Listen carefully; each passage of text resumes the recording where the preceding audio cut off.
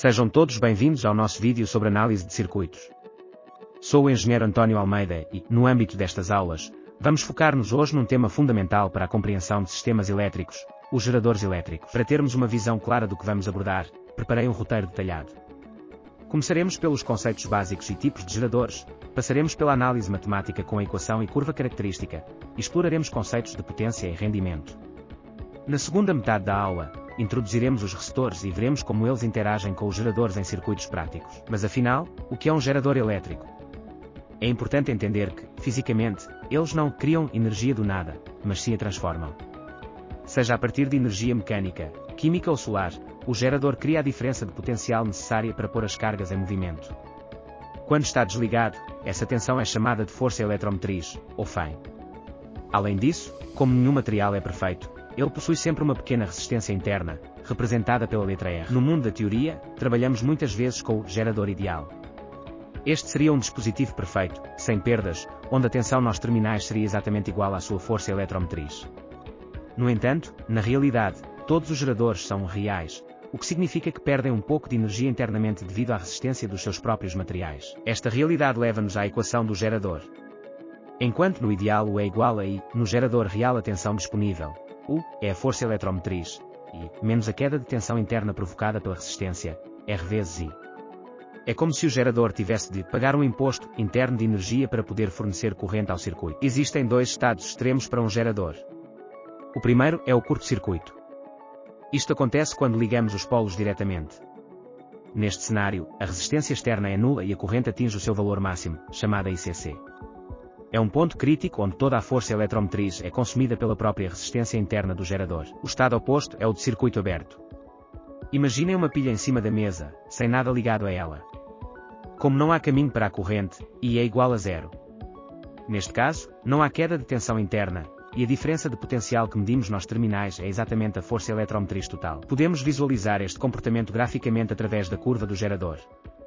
É uma reta decrescente que nos mostra como a tensão disponível diminui à medida que exigimos mais corrente do gerador. O ponto onde toca no eixo vertical é a nossa FEM, circuito aberto, e onde toca no eixo horizontal é a nossa corrente de curto-circuito. Quando ligamos um gerador a uma resistência, criamos um circuito simples. O ponto onde a característica do gerador se cruza com a da resistência é o que chamamos de ponto de trabalho, ou ponto T. Este ponto diz-nos exatamente qual será a tensão e a corrente reais em que o conjunto irá operar. Vamos agora falar de potência. A potência que efetivamente chega ao nosso dispositivo, como uma lâmpada, é a potência útil. Ela é o produto da tensão nos terminais pela corrente. É, por assim dizer, o trabalho produtivo que o gerador consegue realizar para o mundo exterior. Contudo, temos de considerar o quadro completo, a potência total e a potência dissipada. A potência total é tudo o que o gerador produz internamente, mas parte disso perde-se sob a forma de calor devido à resistência interna, é a potência dissipada. O que sobra para nós é a potência útil que vimos anteriormente. Para sabermos quão eficiente é o nosso gerador, calculamos o rendimento. Este valor, geralmente em percentagem, é a razão entre a potência útil e a potência total. Quanto mais próximo de 100%, mais eficiente é o gerador e menos energia desperdiça em forma de calor. Para consolidar estes conceitos, vejamos este exemplo. Uma pilha de 3V com resistência interna de meio ohm a fornecer 1 A. Vamos calcular a tensão real nos terminais, quanto calor ela está a gerar internamente e qual o seu rendimento nestas condições de trabalho. Aqui temos a resolução detalhada. Reparem como a tensão cai de 3V para 2,5V devido à carga, e como o rendimento de cerca de 83% nos mostra que uma parte significativa da energia da pilha está a ser bem aproveitada, apesar das perdas internas. Por vezes, um único gerador não é suficiente. Podemos então associá-los. Se os ligarmos em série, aumentamos a tensão total. Se os ligarmos em paralelo, dividimos o esforço da corrente entre eles, o que reduz o desgaste de cada um e melhora a estabilidade do sistema. Na associação em série, somamos as forças eletromotrizes. É o que fazemos na maioria dos comandos de TV, por exemplo. No entanto, as resistências internas também se somam, o que é um fator a ter em conta no cálculo da corrente final do circuito. Já na associação em paralelo de geradores iguais, a tensão mantém-se a mesma, mas a resistência interna equivalente diminui. Isto é ideal para aplicações que exigem muita corrente por muito tempo, pois cada gerador contribui apenas com uma fração da corrente total. Passamos agora para os resistores elétricos. Ao contrário dos geradores, estes consomem energia elétrica para produzir movimento, som ou outras formas de trabalho.